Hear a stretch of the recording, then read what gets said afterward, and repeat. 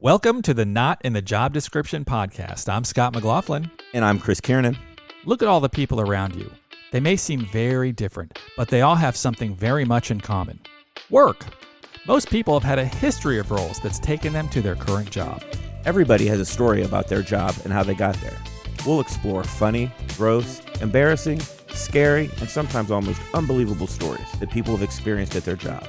So enjoy the conversations as people share things about their jobs that were not in the job description. On today's episode, we talked to Donald, who is a referee, official, umpire. He refs them all. Welcome, Donald. Hey, how you doing? Hey, how's it going, Donald? Hey, Chris. How you doing? How you doing, Scott? I'm doing great. It's funny. Right before we sat down here, before this show, we started talking a little bit like how we got started. And Chris and I were mentioning to Donald, like, yeah, you know, we met at York Steakhouse and Donald dropped a bomb on us. He also worked at York Steakhouse. So, yeah, small world stuff. But we wanted to bring you in here because I know I see a lot of your posts and a lot of things that you've done around officiating. So tell me, what is your background in officiating? What do you do there? I started refereeing basketball in, I think it was like 2013. Okay. And then after I started that, the following year I started doing field hockey. Oh, wow. Yeah, that's the reply I get every time I say that. You had to learn that game, right? Yeah, Like field hockey is definitely not something we grew up with. Absolutely. I had no idea about that. And then after that, I also start umpiring softball, fast pitch softball. Okay. So had no background. It just, funny story is that, I'm out hitting golf balls at the driving range at Westerville. Mm-hmm. A guy I know was out there hitting balls, and guy I had known forever. And he mentioned to me, is like, you ever thought about officiating? And it's like, no, not at all. And, I started thinking about it on my drive home, and, because he had been an official at that time for probably 15 plus years. Okay. And I had known him a long time and played basketball with him. And, I just I remember when he started. So I got home and started talking to my wife, and I really started thinking about it. I was like, I'm thinking about maybe officiating basketball. And, it just kind of piqued my interest, and there you go. That's awesome. I mean, I love sports, and I have to tell you, I have coached and I have played. I don't think I've ever officiated ever. I'm not so sure that I never even gave it any consideration, but Chris, you ever done any officiating? I have not. I've helped coach, but never officiated. Now, are you doing high school or? Yeah, what age groups? So I do high school basketball. I've done middle school basketball as well, but mostly now it's high school varsity basketball. I do high school field hockey, and I do high school and college softball. Small college like in the NAIA and Division III. All right, cool. Now I have to ask this: what kind of training is required or requested to be an official in these different leagues? Well, for me, it was different than it is now. When I first started doing basketball, we had an 11-week training. It was every Sunday evening from like 6 to 8:30, something like that. Okay. And then when I took softball, it was a 2-day class, and that was just over a Saturday and a Sunday. And when I took field hockey, it was, more informal because it's such a small community of field hockey officials. So it was more of everybody that was already officiating field hockey kind of came together. We talked about rules, and we got some on-field time and looked at some things at, plays and things like that. So just kind of learned that sport on the fly. So, but you're about 10 years then into officiating. Yep, this will be my 11th year of basketball and my 10th year of the other two. Well, I have to tell you, we know each other from a long time ago, but I'll tell you this, Donald, we weren't in the same homeroom. We definitely talk to each other every now and then, Yep. If someone ever said, hey, Donald, that guy's, he's like an official, he's a referee, I'd be like, well, yeah, of course he is. Because you were like most even-keeled guy. You were just there. You could tell you were always taking stuff in. So when I saw that you were posting things about officiating, I thought, well, man, that guy he just found it for his personality. So good for you, man. You hit it right on the head. Yep. I like to think so. So, the question that I have, because quite frankly, being a coach and having played sports for a very long time, I like to think that I kept my head all the time. And as a player, I pretty much did. As a coach, I think that there were some situations where the opposing team thought I was serious, but maybe I just have a weird sense of humor.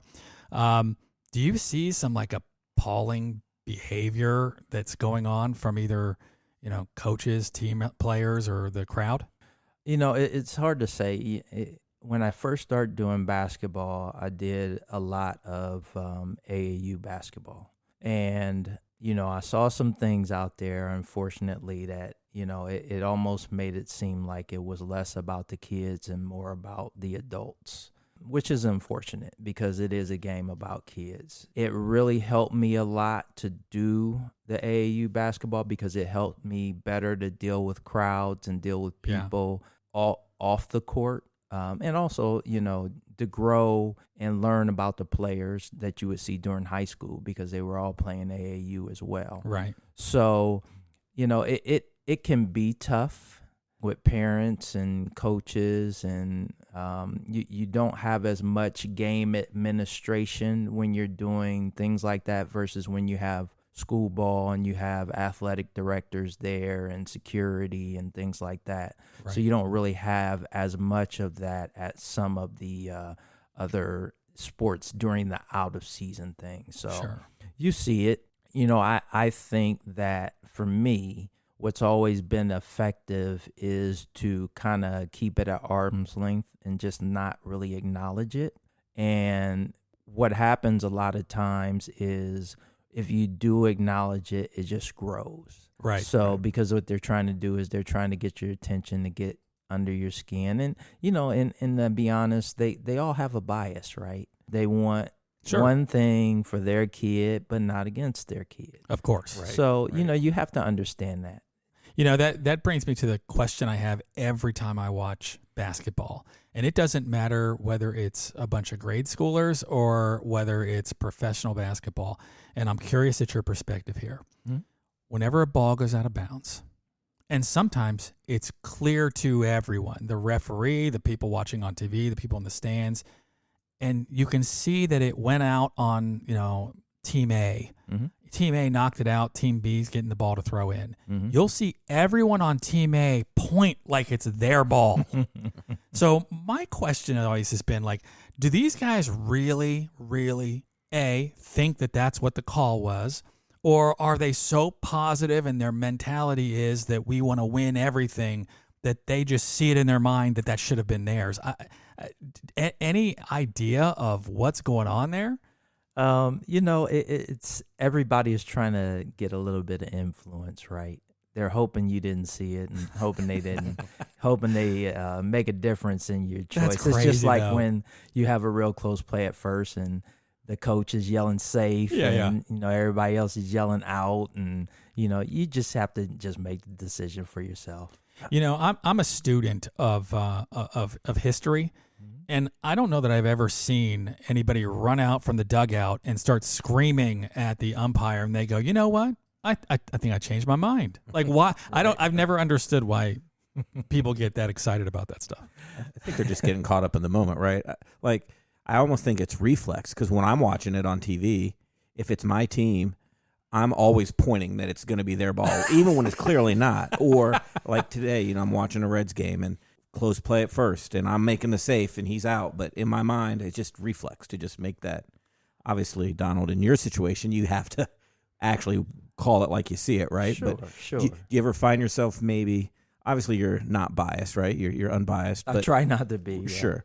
But do you ever find yourself kind of getting caught up in the moment sometime, and you got to kind of tell yourself, okay, take a step back, and let's focus on being the official and not being a pseudo fan because you're just caught up in it?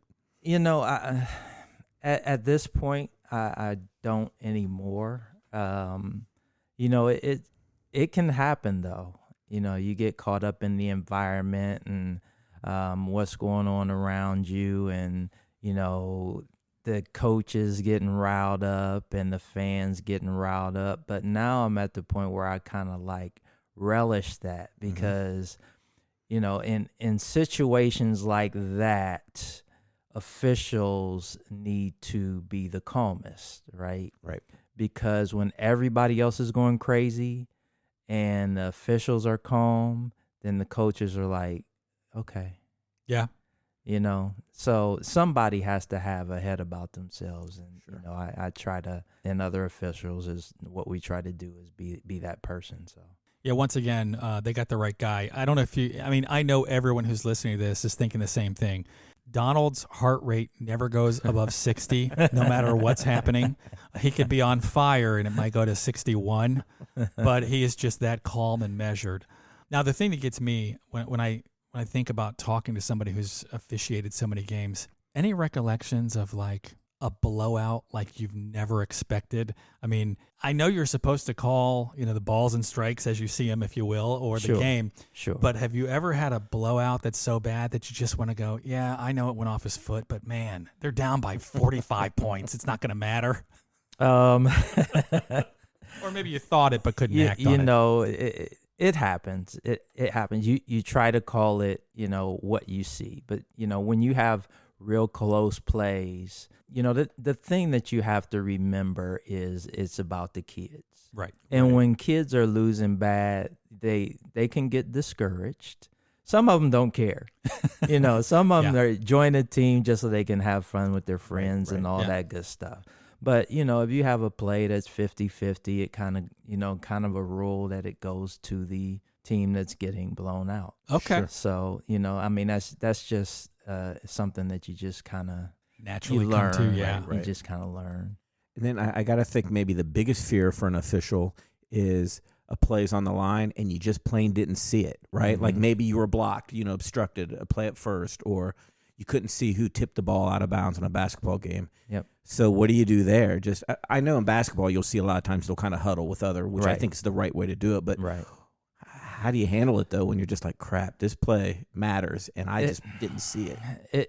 It happened. You know, when you have game situations like that towards the end of the game, especially, you come together as officials and talk and say, hey, this is when we really need to be on our toes. Right. Don't miss anything.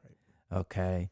Whether it's live ball or if it's dead ball, don't miss anything. Make sure we're in position to get it right. Sure. And if somebody blows it, then, you know, if we have more information from another official, we'll do whatever we can to get it right. But, you know, the bottom line is sometimes we don't get it right. You know, the first time I do a perfect game is the last time I do a game. Yeah. So, you know, you have to take that into consideration.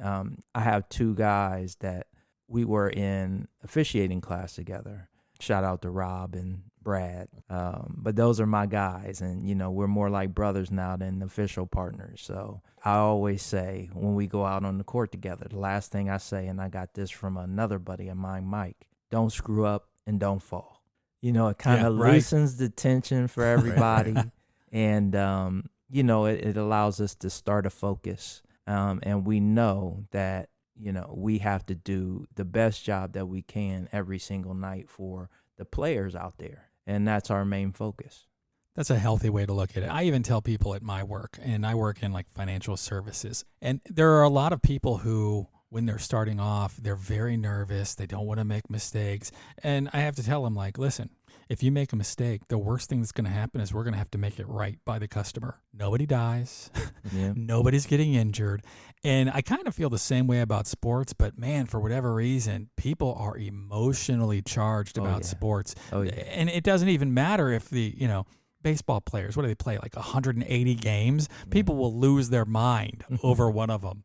And, you know, I've coached youth soccer for many, many years. I think all told, probably about 19. And as I've coached soccer, I've recognized that parents are on essentially two ends of this spectrum that drive me insane. They're the ones who think that their child is destined to play at minimum in the Olympics. At maximum, they're the best undeveloped talent in the world, and they just need to get more coaching because they're going to be, the next perfect player. The other end of that spectrum is the parents who sign their kids up to play for a team sport, and then they miss all the practices because, well, that's the same night that Johnny has piano lessons. Right. And that's the kind of shit that drives me insane because I'm very big into team sports. And when you're looking at your pecking order of what am I going to do first, if a team relies on you, that trumps any kind of dance lessons or anything else that's an individual sport in my mind. Sure. But since, I've seen that, and that person, honest to God, a true story, there was somebody whose kid was taking piano lessons, so they never made it to practice. So we had to play them, and I didn't want to not play them, but whenever they'd go on the field, they had no idea what we were doing. Right. And so I didn't put them out as much, especially if we got something like a corner kick where we had been working on plays and things like that. And the parents would go nuts on me, like, why aren't you putting Johnny in? I'm like, because Johnny doesn't know what he's doing. And they say, well, this is a rec league. I know, but this is a team that's trying to do something. So I know how emotionally charged this gets. And at that time, that was probably 10-year-old kids. Do you see a lot of parents that kind of go crazy over this? Or is your officiating training so much that you can put on the blinders and just stay at hand with what you're doing? That's funny. It's really hard sometimes, and a lot of times what you see is the younger the kids are, the parents lose their mind the most. That's crazy. And, a lot of that is because you have to invest so much money into your kid at such an early age. And kids at those ages, 3rd grade, 4th grade, 5th grade, they haven't learned to control their bodies yet. So every time they hit the floor, it's as hard as it can possibly be. Yeah. Every time they hit the floor is not because somebody touched them. Right. So you get that. I mentioned that I refereed AAU basketball before, right? I want to say the very last tournament that I ever did was a tournament that was here at Westerville North. And it was when LeBron's son, Bronny, was playing. During that tournament, it's a big crowd, of course. Yeah. But in a game that I had that it was not a game with Bronny, but it was another game that I had. And after the game was over, this grandmother came over to me as calm as she possibly could have been. And she looked at me and she said, "Sir?" I said, "Yes, ma'am." She said, "I have seen a lot of basketball in my life, and you are the worst official I have ever seen in my life." Oh. And I'm like, I said, "The worst?" She said, "Yep, the worst." And I said, "Wow, that's a major accomplishment to be the worst." Oh, dude, that would have me on the ropes. That would sting so bad if someone delivered that in such a monotone. Matter of fact, you suck. You take it with a grain of salt because her team lost by 40. Oh boy. Right. Yeah. So you were the problem. It was my fault that, they lost by 40. But, it's things like that. It's funny, during COVID, the gyms were a lot less full. Right. Because they were only inviting parents, and some of them were no fans at all. Yeah, right. So those are the type of environments that I can't stand. Oh, sure. Then you have the one guy or the one lady in the crowd that's just yelling like a crazy person. You can hear it all, right? And you can hear everything. Right, when the right. gym is packed, you don't hear anything at all. So, you just kind of learn and take it with a grain of salt. Have you ever had a situation where you've officiated one of your own children? No. Is that a no-no? No, I would not do that. My daughter plays volleyball. Okay. So I don't do volleyball yet. My son, every sport that he's played, I've actually been his coach up until recent. And I don't consider myself a coach. I consider myself more of a hype man, because it was, third grade rec and, I-9 sports and things like that. So I was more of a hype man. You were Coach Flava Flav. Yeah, pretty much. Good. He was he just played in the Westerville Soccer League for the first time. Okay. WASA. So I was not his coach, and I knew nothing about soccer. So now at least I know what offsides is. Right. Well, the reason I ask, when I think I was like third grade, and I'm playing Little League baseball, rec league, Cook Rec. Some of you guys may know Cook Recreation Center. Yeah. So I'm playing Little League baseball, and for some reason they didn't have enough umpires, and so my dad volunteered at the first game. So he's now every game he's being one of the umpires, and I get up to bat one time, strike one. Kind of look back at him. He just looks at me. Strike two.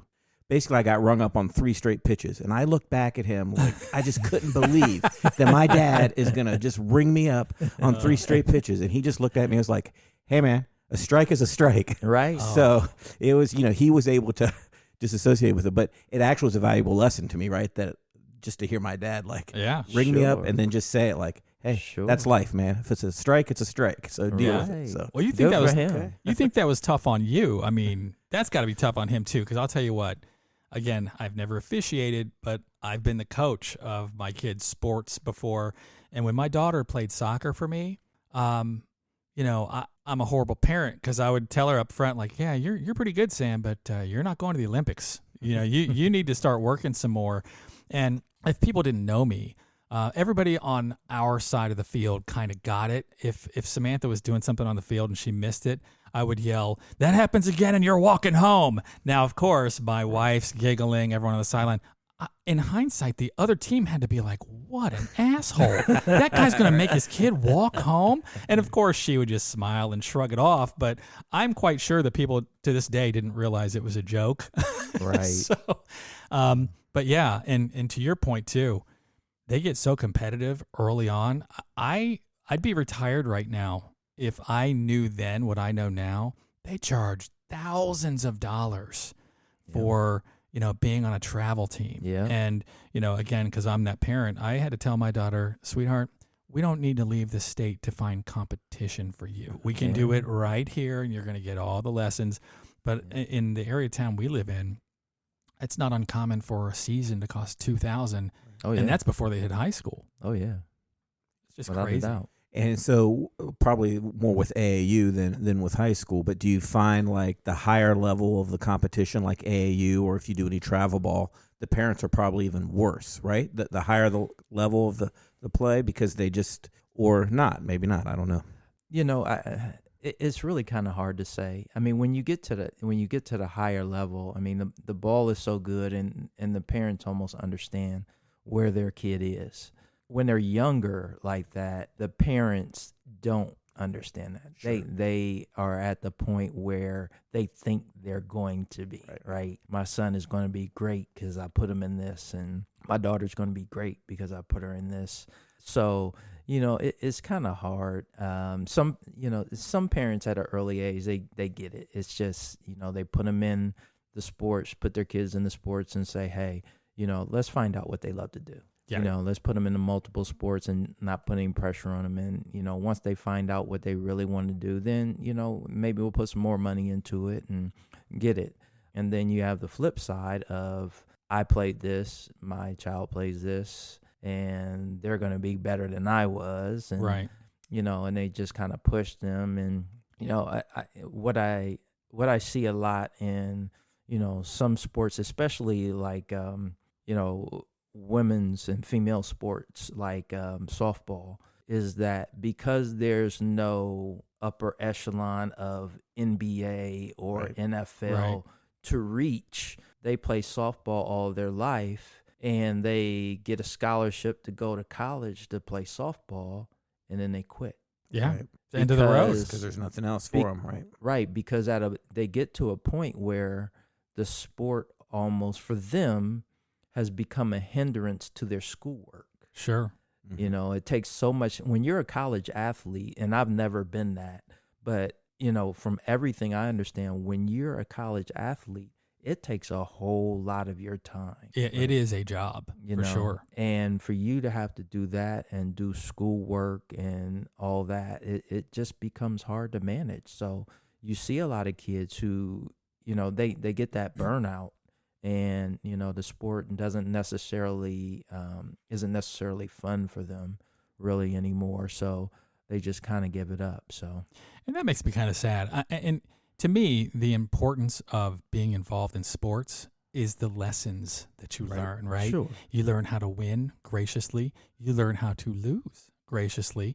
You learn lessons like, I need to try harder, or maybe I need a little bit more practice, or I need to do some things with my team. You have to rely on other people. And I think that gets lost sometime because everyone thinks that little Johnny is going to join the majors.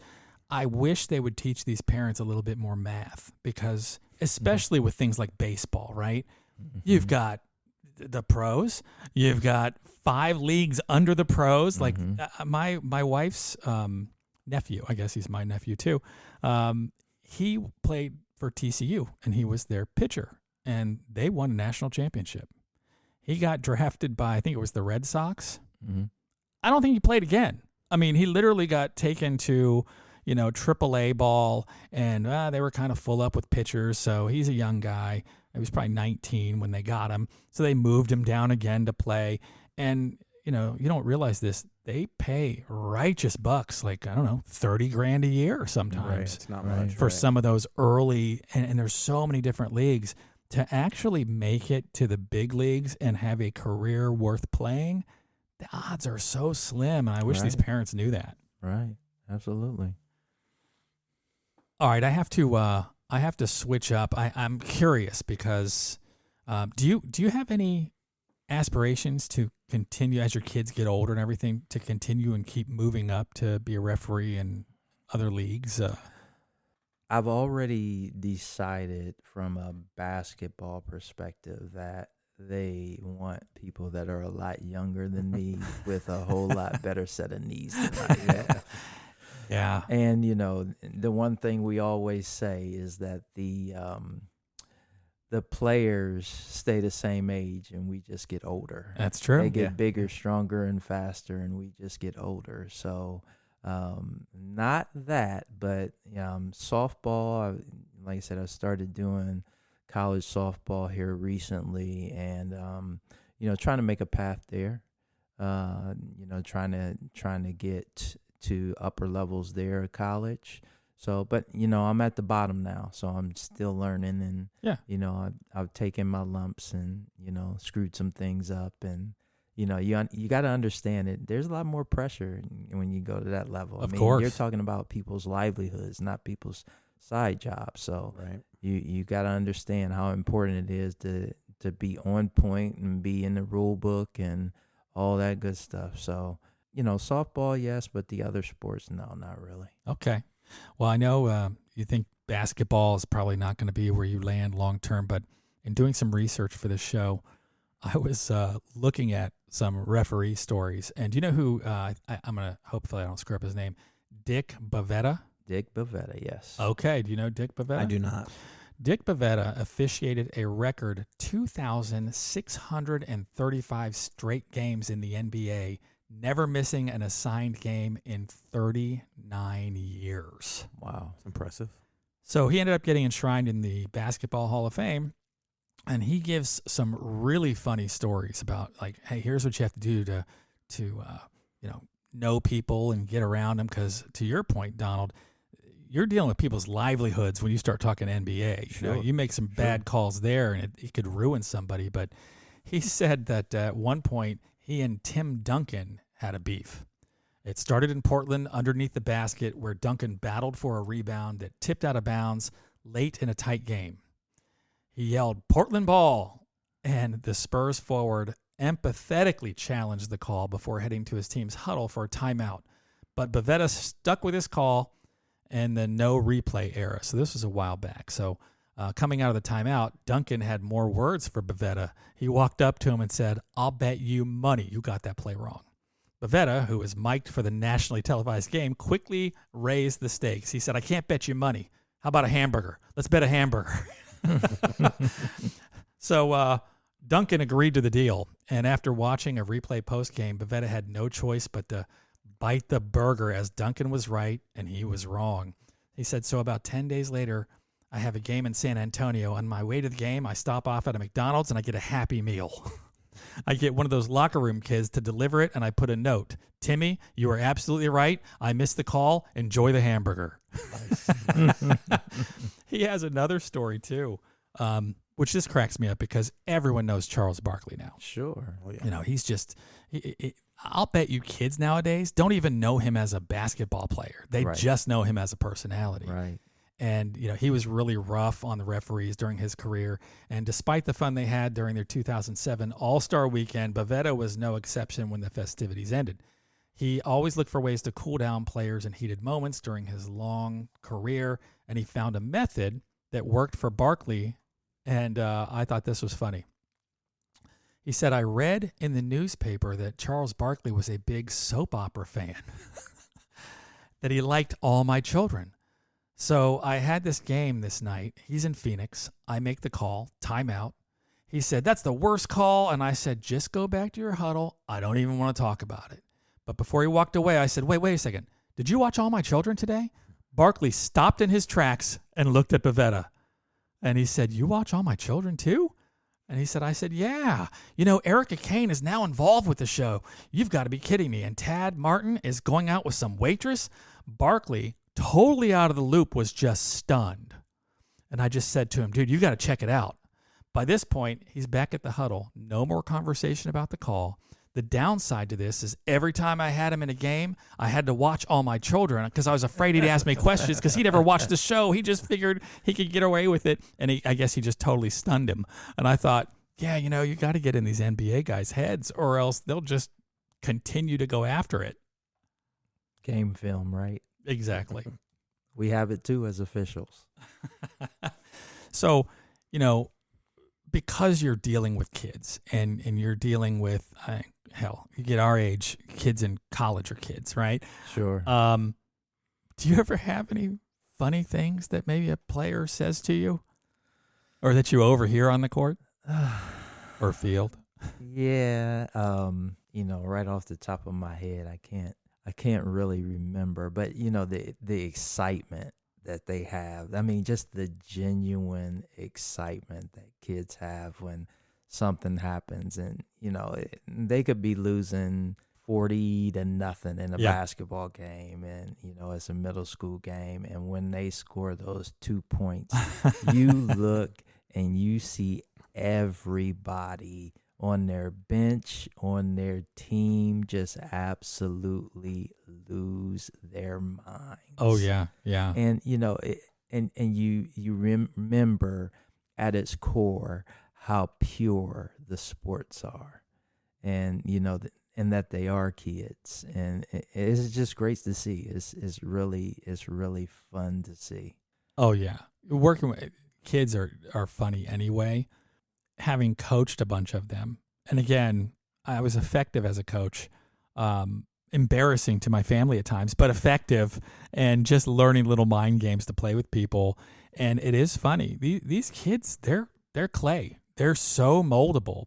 And to your point, being the hype man, I have found that if somebody does something well on the field and you go, oh my God, Johnny, come here, give me a high five, man, that was awesome. You're going to get 10 times more productivity out of that kid than you will by just saying, okay, the next time you kick it, I want you to use your foot like that.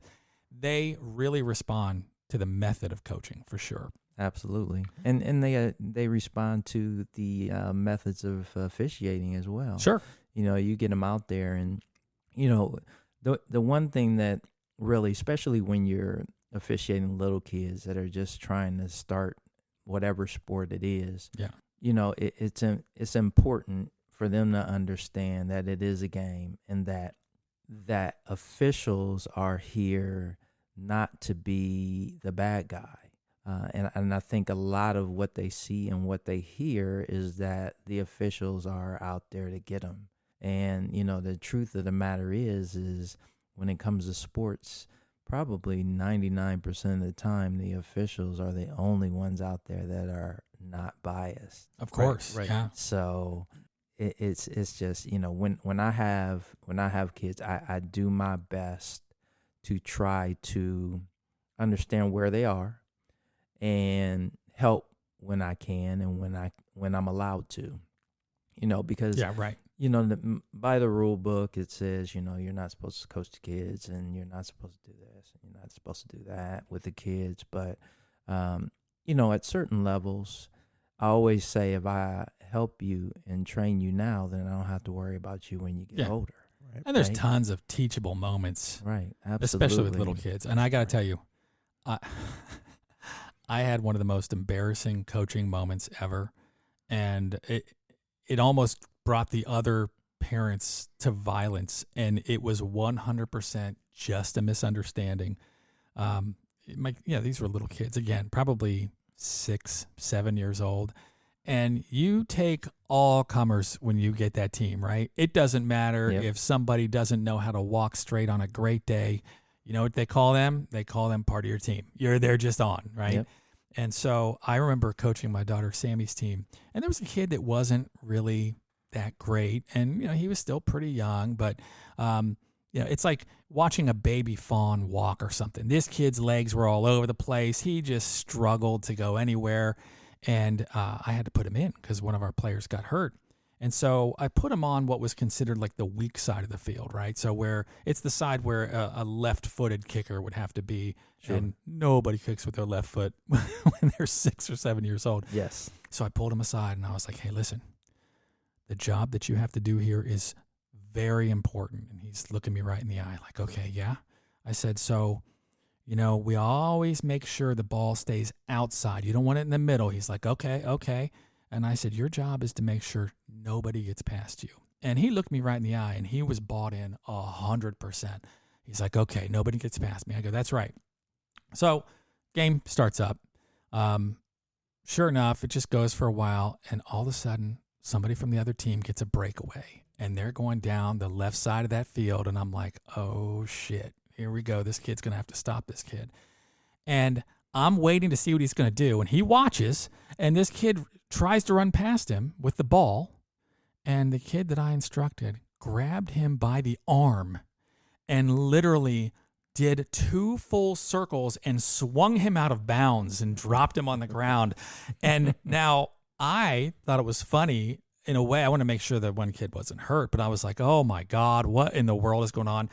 And so I'm kind of smiling like, I should have been more specific. I just said he shouldn't get past you. And this kid's looking at me like, what? He didn't get past me. What's the big deal? Right, I had to pull absolutely. over. Parents were losing their damn minds. Like, oh my Yep. God, come on, coach. You shouldn't teach him that way. Right. The idea that they thought I taught a kid, like, listen, somebody comes over here and grab him by the arm and put Right. them off to the side was kind of funny. But it is funny. Those guys, they're so moldable, but they're so fun at those ages. And they're literal. They 100%. totally understand. So, you told him what his job was. He did his job. Right.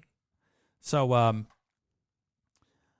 you've been doing this now for, almost 11 years. Mm-hmm. Have you noticed anything with sportsmanship changing? Or are you lucky enough to be at a level where it's pretty consistent? The funny thing is, I think COVID did a lot of, it did some damage, and it also did some positive things when it comes to sports. The damage it did was officiating was already an older sport. It was already an older part of the game. I think like the average softball umpire is like 53, 54 years old, something like that. So a lot of the older officials, when COVID hit, they stopped umpiring. So we lost a lot of officials, and that's across the board in all sports. COVID did that. A lot of the things you hear from the stands did that. It was hard to get newer officials because they didn't want to deal with it. Right. But, when COVID hit, I think we got to a point with a lot of people that they understood the importance of officiating, because a lot of times they couldn't play a game Right. because they didn't have an umpire to come do their game for them. Makes you understand how important that role is. So, I've seen times where, the kids just want to play, right? And that's Yeah. what we have to understand as parents and officials and coaches and all that good stuff. They want to be taught, they want to play. So, we're trying to get to a point where we get new officials, and we always need them. But also an important part of that is trying to mentor those new officials, right? Right. Because everybody doesn't understand that the official that you get for your 8th grade basketball game is going to be somebody that's never officiated before a lot of times. You got to learn somewhere.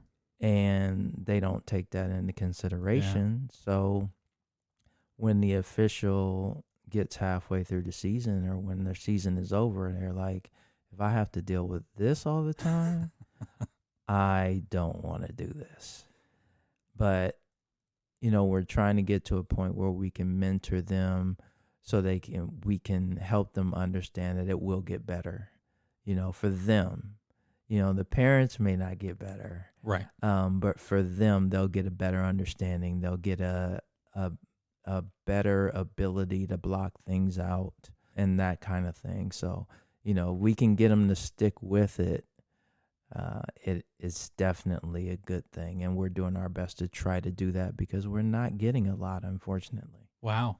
Well, you got to remind people, it's 10,000 hours, right? It just takes that repetition. Yep. And doing it over and over and learning how to do it. So that's not surprising. Yep.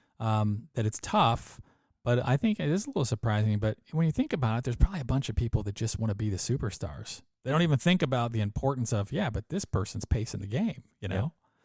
That's very interesting. Well, hey, Donald, thank you very much for joining us today. This is the part in the podcast where I ask Chris, what did we learn today? Yep, I've learned that Donald is probably a great official, but I bet he's even more of a great hype man for his son's teams. I could only imagine. That's right. Donald brought something up that I didn't even think about today, but what I learned today is I keep getting older, but those kids keep staying the same age. I think any future referee jobs for me are done. Like they're out. That's never going to happen. So we could always use you. Oh, you think your knees are bad? I don't know, man. Me. I don't know. Well, hey, thank you very much. I appreciate you joining us. And this is Scott McLaughlin. I'm Chris Kiernan. Saying we'll see you at work. Thank you for listening to the Not in the Job Description podcast. If you have a story you'd like to share, or if you'd like to be a guest on our podcast, please let us know by sending us an email with a brief description of your story to stories@notinthejob.com. If you enjoyed this episode and want to hear more crazy stories, make sure you follow us wherever you get your podcasts and follow us on our social media, including Facebook, Twitter, TikTok, Rumble, Instagram, and YouTube.